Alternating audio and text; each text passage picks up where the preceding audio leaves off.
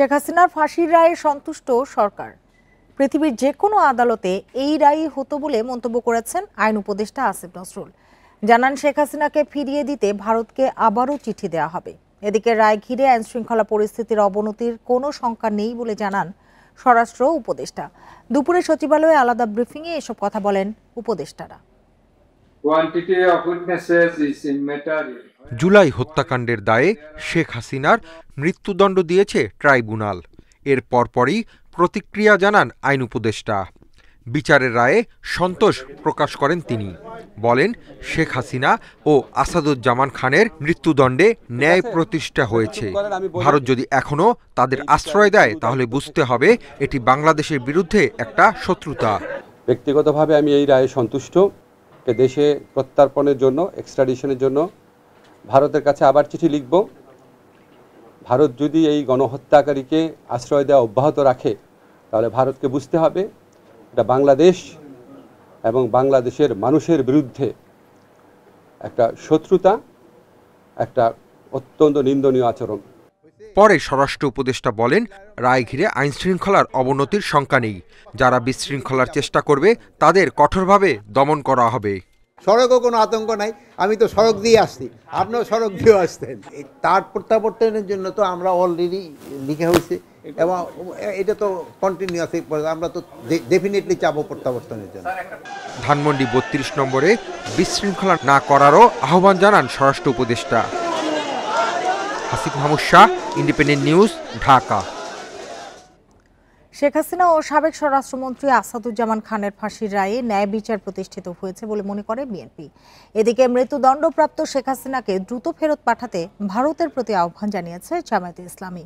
অন্যদিকে এনসিপি মনে করে রায় কার্যকরের মধ্য দিয়ে বিশ্বে নজির সৃষ্টি হবে।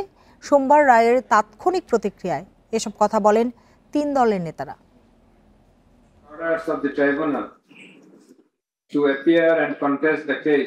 জুলাই গণঅভ্যুত্থানের সময় সংগঠিত মানবতাবিরোধী অপরাধের মামলায় শেখ হাসিনা সহ আসামিদের দেয়া সাজায় সন্তোষ জানিয়েছে রাজনৈতিক দলগুলো।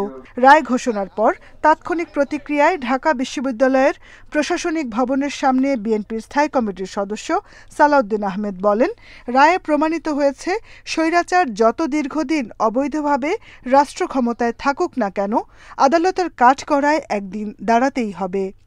এই বিচার হচ্ছে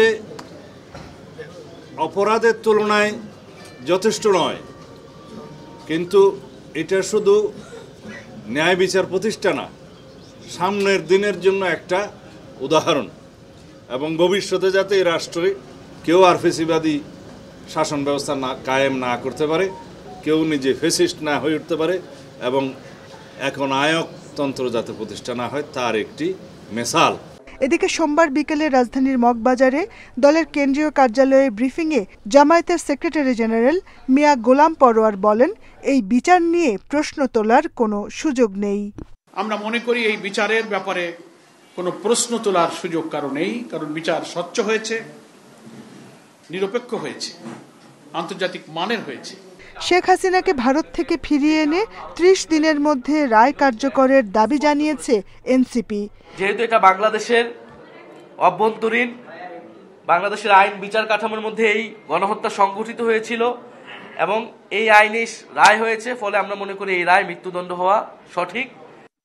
এই রায় ভবিষ্যতের জালিম শাসকদের জন্য সতর্ক বার্তা বলে মনে করছে এবি পার্টি ও খেলাফত মজলিস। শোষকের পরাজয় একদিন শোষিতের কাছে হবেই, এগুলো আমাদের কাছে এক ধরনের নীতিবাক্য মনে হতো। আজকে মনে হচ্ছে যে সেটা ইতিহাস আবার সেই সত্যতাটা আমাদের সামনে তুলে ধরেছে।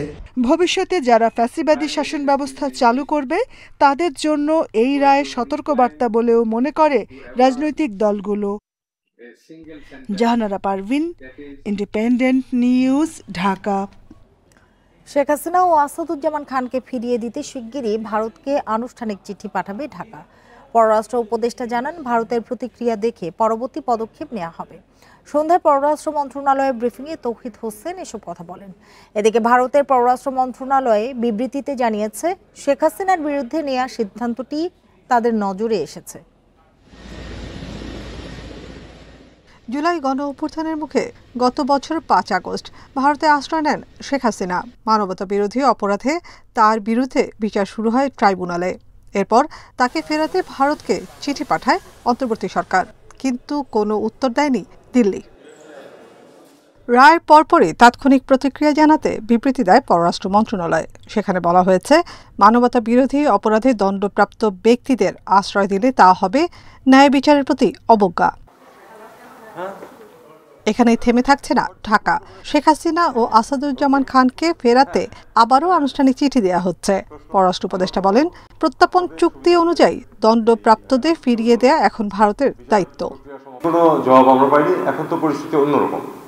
বিচার প্রক্রিয়া সমাপ্ত হয়েছে, তাদেরকে শাস্তি দেওয়া হয়েছে এবং আপনারা দেখেছেন স্টেটমেন্ট যেটা, সেটা হলো যে তাদের সাথে তো আমাদের চুক্তি আছে এক্সট্রাডিশনের, কাজে সেই অনুযায়ী তার আওতায় আমরা তাদেরকে ফেরত চাই। তাকে ফেরত আনতে হবে যেহেতু শাস্তি দিয়েছে কোর্ট, এবং সেই জন্য আমরা ভারতকে অফিসিয়ালি জানাবো। ভারত তাদের ফেরত পাঠাতে বাধ্য কিনা জানতে চাওয়া হয় উপদেষ্টার কাছে। জবাবে তিনি বলেন, আইনি ব্যাখ্যা দেবেন আইনজ্ঞরা, আর দিল্লির উত্তরের অপেক্ষা করবে ঢাকা। না, আমি এটা নিয়ে কোনো অ্যাসেস করবো না, এই কারণে যে আমি তো আইনের মানুষ নই। বিভিন্ন আইনি ফাঁক থাকে, সেই ফাঁক কীভাবে পূরণ করতে হয় সেটাও আইনজ্ঞ যারা তারাই বলতে পারবে। সরকারি পর্যায়ে আমার কিন্তু এই ধরনের স্পেকুলেট করার সুযোগও নেই, আসলে আমি করতে চাইও না। এদিকে দুদিনের সফরে মঙ্গলবার দিল্লি যাচ্ছেন নিরাপত্তা উপদেষ্টা খলিলুর রহমান। তৌহিদ হোসেন বলেন, চাইলে শেখ হাসিনা ইস্যুতে ভারতের নিরাপত্তা উপদেষ্টা অজিত দোভালের সঙ্গে আলোচনা করতে পারেন তিনি। আমার যে কলিগ যাচ্ছেন তার যে এজেন্ডা, তার মধ্যে আমি হস্তক্ষেপ করতে চাই না। যদি প্রয়োজন মনে করা হয় উনি অবশ্যই তুলতে পারেন সেটা। আমরা আমাদের অফিসিয়াল চ্যানেলেই যাব। শেখ হাসিনার রায়ের পর বিবৃতি দিয়েছেন ভারতের পররাষ্ট্র মন্ত্রণালয়ের মুখপাত্র রণবীর জয়সওয়াল। এতে বলা হয়েছে, ঘনিষ্ঠ প্রতিবেশী হিসেবে বাংলাদেশের জনগণের স্বার্থের প্রতি প্রতিশ্রুতিবদ্ধ ভারত, যার মধ্যে রয়েছে শান্তি, গণতন্ত্র, অন্তর্ভুক্তি ও স্থিতিশীলতা। নাফিজাতুল্লাহ, ইন্ডিপেন্ডেন্ট নিউজ, ঢাকা। ঢাকা বিশ্ববিদ্যালয়ের টিএসসিতে শেখ হাসিনার রায় বড় পর্দায় দেখানোর আয়োজন করে ডাকসু। ফাঁসির আদেশের পরপরই সন্তোষ জানায় শিক্ষার্থী, গণ অভ্যুত্থানে আহত ও নিহতদের স্বজনরা। এছাড়া খুলনা, চট্টগ্রাম ও লক্ষ্মীপুর সহ নানা জেলায় আনন্দ মিছিল হয়েছে। আসামিদের ফিরিয়ে এনে রায় দ্রুত কার্যকর করার দাবি জানায় ছাত্র জনতা।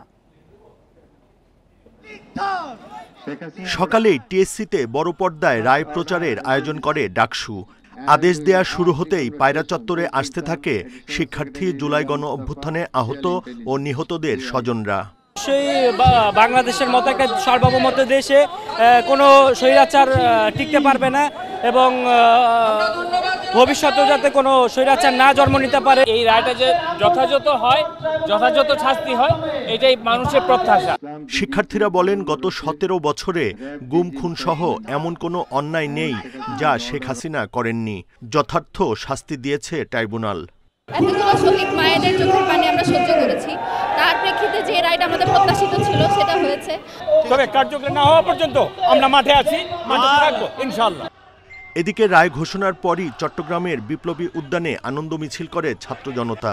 সিলেটে মিছিল বের করে পুরো শহর ঘুরেছে এনসিপি। গুম খুন করেছিল, সেই গুম খুনের আজকে রীতি টানা হলো আন্তর্জাতিক অপরাধ ট্রাইব্যুনাল থেকে। হয়েছে, আমরা এই খুশিতে আমরা মিষ্টি বিতরণ করেছি। আমরা চাচ্ছি যে এই রায় যেন খুব দ্রুত কার্যকর হয়। খুলনার শিববাড়ি মোড়েও জমায়েত হয় ছাত্র জনতা। দণ্ডপ্রাপ্তদের ফিরিয়ে এনে দ্রুত রায় কার্যকরের দাবি জানান তারা। Buddhadeb Kundu, independent news, Dhaka. শেখ হাসিনার মৃত্যুদণ্ডের রায়ে গুরুত্ব দিয়ে সংবাদ করেছে বিশ্বের প্রায় সব গুরুত্বপূর্ণ গণমাধ্যম। এর মধ্যে উল্লেখযোগ্য বার্তা সংস্থা Reuters, AAP, BBC, CNN, Al Jazeera, guardian.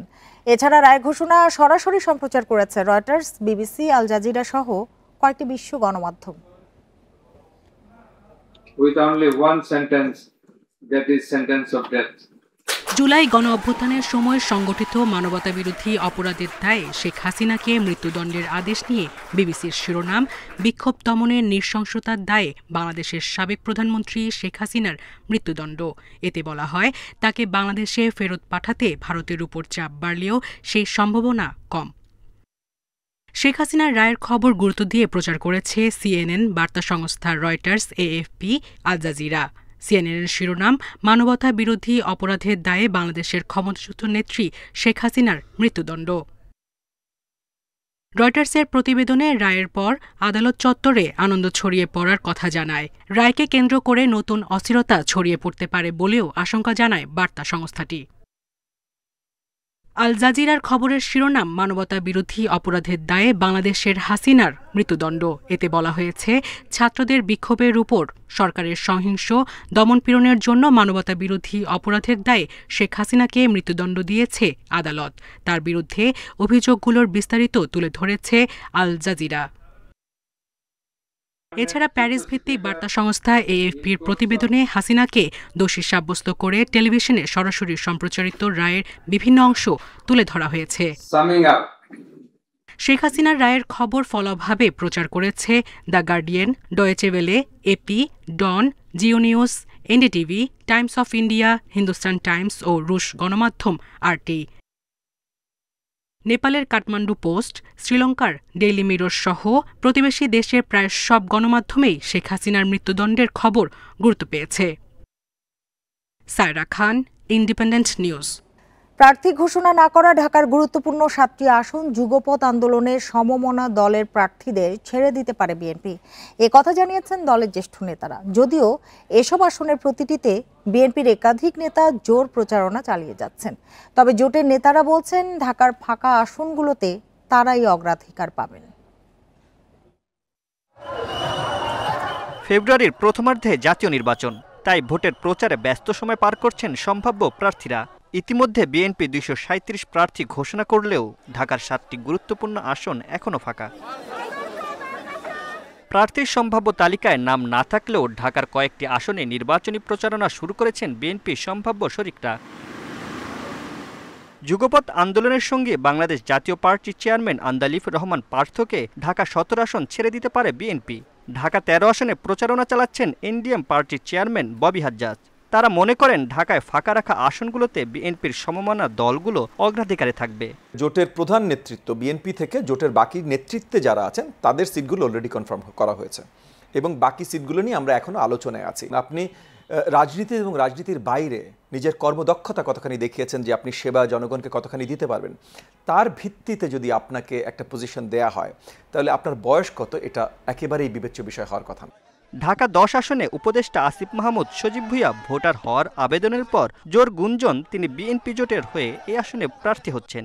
কিন্তু এই আসনে জোর প্রচারণা চালাচ্ছেন ব্যারিস্টার নাসিরউদ্দিন অসীম। সব কথার শেষ কথা হচ্ছে, দল যে সিদ্ধান্তটা নেবেন সেটাই আমি মনে করি যে চূড়ান্ত সিদ্ধান্ত, এবং দল এই এলাকার বাইরে অন্য কাউকে চিন্তা করবেন এটা আমি মনে করি না। এটা হলো একটা জিনিস, কারণ এখানকার নেতাকর্মীরা যারা আছেন তাদের একটা সেন্টিমেন্টের ব্যাপার আছে, তাদের একটা আবেগের জায়গা আছে, তাদের যে প্রত্যাশা যে তাদের মধ্য থেকে তাদের সঙ্গে যারা ছিলেন নেতা তাদের মধ্য থেকেই আপনার মনোনয়ন দেওয়া হবে। বিএনপির নীতি নির্ধারকরা জানান, শিগগিরই খালি আসনগুলোতে মনোনয়ন ঘোষণা হবে, তবে অগ্রাধিকার পাবেন জোটের শরিকরা। তো প্রধানত বিবেচ্য হলো যে এলাকার গ্রহণযোগ্যতা কার বেশি, দ্বিতীয়টা হলো দলের জন্য ত্যাগ কার বেশি, কে 16 বছরের আন্দোলনে সাফার করেছে, জেলে গিয়েছে, নির্যাতনের শিকার হয়েছে, দলের প্রতি অবদান সেটাও বিচার করা হবে, স্থানীয় গ্রহণযোগ্যতাও বিচার করা হবে। ঢাকা 7 আসন হেফাজত নেতা মামুনুল হককে দেয়া হতে পারে এমন গুঞ্জন থাকলেও ঢাকা 9, 12, 18 ও 20 আসনে বিএনপির মনোনয়ন প্রত্যাশী একাধিক প্রার্থী চষে বেড়াচ্ছেন ভোটের মাঠ। Mamunur Rahman, independent news, Dhaka. কোনো দল অসহযোগিতা করলে সুষ্ঠু নির্বাচনের শঙ্কা থেকেই যাবে। রাজনৈতিক দলগুলোর সঙ্গে সংলাপে এমন মন্তব্য করেন সিইসি AMM নাসিরউদ্দিন। তিনি বলেন, যে কোনো চ্যালেঞ্জ মোকাবিলায় প্রস্তুত ইসি এ সময় খোয়া যাওয়া অস্ত্র উদ্ধার ও আচরণবিধি মানাতে কমিশনকে শক্ত হওয়ার পরামর্শ দেন রাজনীতিবিদরা। ফেব্রুয়ারিতে জাতীয় নির্বাচনের লক্ষ্যে রাজনৈতিক দলগুলোর সঙ্গে সংলাপ চলছে ইসির। সোমবার তৃতীয় দিনের সংলাপে বাংলাদেশ লেবার পার্টি, বিকল্পধারা বাংলাদেশ, জাকের পার্টি সহ অংশ নেয় 12 দল। নিজেদের অবস্থান তুলে ধরে নানা পরামর্শ দেন দলগুলোর প্রতিনিধিরা। লেভেল প্লেইং ফিল্ড নিশ্চিত সহ ভোট কেন্দ্রের নিরাপত্তাও দাবি করেন তারা। ভোটের আগে কালো টাকা, পেশিশক্তি ও অস্ত্র নিয়ন্ত্রণের তাগিদ দলগুলোর। 2টা 5টা 10টাকে যখন আপনি তার প্রার্থীটা বাতিল করবেন, বাকিরা সোজা হয়ে যাবে। আগামী প্রজন্মের প্রত্যেকটা লোক যেন মনে করে যে এই নির্বাচন কমিশন ছিল স্বচ্ছ। নেতারা বলেন, একসঙ্গে গণভোট ও নির্বাচন ইসির জন্য চাপের। এছাড়া অনলাইন গুজবের চ্যালেঞ্জ মোকাবেলা করে বর্তমান প্রশাসন দিয়ে সুষ্ঠু ভোট সম্ভব কিনা সে প্রশ্নও অনেকের। নির্বাচন কমিশন যদি এই সুপারিশমালা গ্রহণ করে থাকে, তাহলে পিআর পদ্ধতি কোনো কার্যকর হবে না। হাট এবং বাজার, সেখানে আপনি বলছেন আমি সেখানে রিচ করতে পারবো না, আমি পথসভা করতে পারবো না, তাহলে reach out to the people. রাজনৈতিক দলগুলোকে আচরণবিধি মেনে চলার আহ্বান জানান প্রধান নির্বাচন কমিশনার। যে political party and their members এবং তাদের সহযোগিতা ছাড়া সুন্দর কোনো নির্বাচন করা যাবে না, এটা একদম নিশ্চিত। রাজনৈতিক দল না চাইলে, রাজনৈতিক দলগুলো না চাইলে এবং তারা যদি একটা সমস্যা সৃষ্টি করতে চায়, তাহলে দেখবেন যে হয়তো একটা প্রশ্নবিদ্ধ নির্বাচন হওয়ার একটা সম্ভাবনা থেকে যায়, আশঙ্কা থেকে যায়। সংলাপে দলগুলোকে আশ্বস্ত করে কমিশনাররা জানান, বর্তমান ব্যবস্থাপনায় সুষ্ঠু নির্বাচন সম্ভব। পরিবেশ সৃষ্টির জন্য সুলতানা জাহান মিতু, ইন্ডিপেন্ডেন্ট নিউজ, ঢাকা।